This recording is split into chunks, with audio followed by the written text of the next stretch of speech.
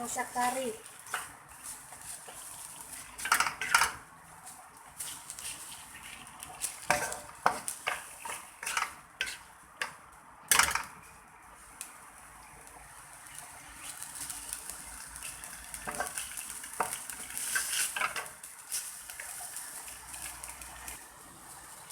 Tadi rempah itu saya taruh sedikit air dan saya tuang di sini.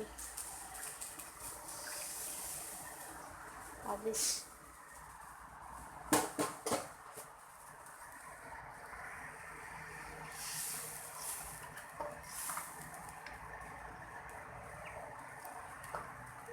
Jangan banyak-banyak air.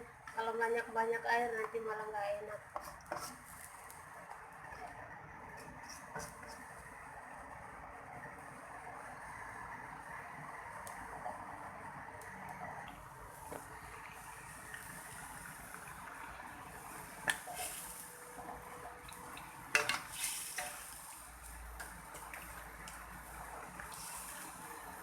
Sudah tambahkan kentang, wortel.